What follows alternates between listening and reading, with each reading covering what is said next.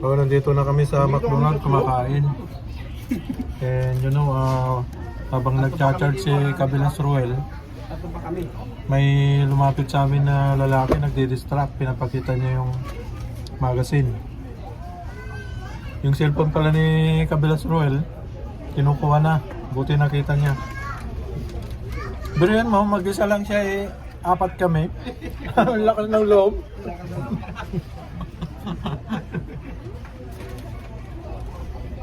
Sa ating mga Pinoy kasi, parang dito sa UK kasi parang kampante ka lang na linalapag mo kahit sana yung ano eh. Pero may mga masasamang kwan din talaga. At saan. Mukhang European yan oh.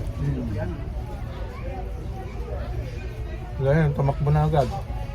Nung sinita namin. Okay, kain muna kami. Kaya mag-ingat kayo kamo. Yeah, mag-ingat. Mag-ingat kayo sa Maraming tamad.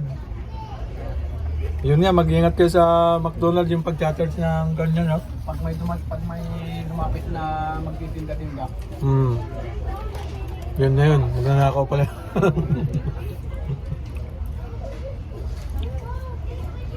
Okay.